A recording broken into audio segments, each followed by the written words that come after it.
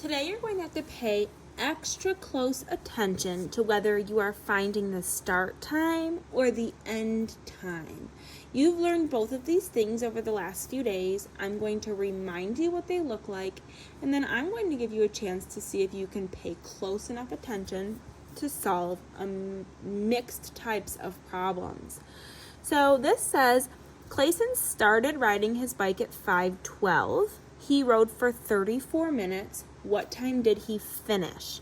So I'm going to label my important words. He started at 5:12. That would be my start time. I'm going to label it with an S. He rode for 34 minutes. What time did he finish? And I know that finish stands for like what time did he end? Same thing. So I'm going to write my E here. I do not know the end time. I know the start. Start comes first. I don't know end. So for 34, I'm going to be moving forward in time from start to end. So when I do my counting, I will be going forward in time. So I'm putting this arrow here to help me remember that. That's something important I should see on your paper. So now I'm just going to put my start time down, 5:12. My number line is showing between 5 o'clock and 6 o'clock, so I need to find 12 minutes on this number line. I know 12 is going to come after 10, so 10, 11, 12. I'm going to put a nice big dot here and label this as 5:12. That is my start time. Okay, I'm going to count forward 34 minutes, and I'm going to count by ones.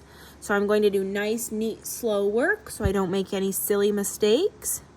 1, 2, 3, 4, 5, 6, 7, 8, 9, 10, 11, 12, 13, 14, 15, 16, 17, 18, 19, 20, 21, 22, 23, 24, 25, 26, 27, 28, 29, 30, 31, 32, 33, 34. So I'm sure to stop after 34 minutes because I only moved 34 minutes in time. I started at 5:12. I neatly and carefully moved 34 minutes, and now I need to figure out what time it is down here. A lot of times we like to accidentally say it's 5:34, but it's not. I moved 34 minutes, and I need to figure out what minute I'm on now. I know it's still 5 something because I haven't passed the 6 yet, so 5 something, and it's past the 45, so 45, 46. So the time is 5:46. I'm going to label this as my end time, and then I'm going to be sure to write a nice, neat answer down here. The question was, what time did he finish? I could say he finished at 5:46. All right, let's look at another example that's a little bit different. I have another problem. Let's see how it's different. Zayden spent 28 minutes doing homework. He finished at 4:36. What time did he start? So I know what time he finished. It's at 4:36. This is my end time. What time did he start? So I do not know my start time. And I'm going to be moving 28 minutes. So up here I'm going to write S and E. E is what I know. So I'm going to be moving back 28 minutes to figure out my start time. I know end. I need to count back to figure out start. I'm going to count back 28 minutes. So let's put our end time down here on the number line. It's going to be 4:36. My number line is showing between 4 o'clock and 5 o'clock. So I'm at 30, 31, 32, 33, 34, 35, 36 would be right here, right after 35. 4:36.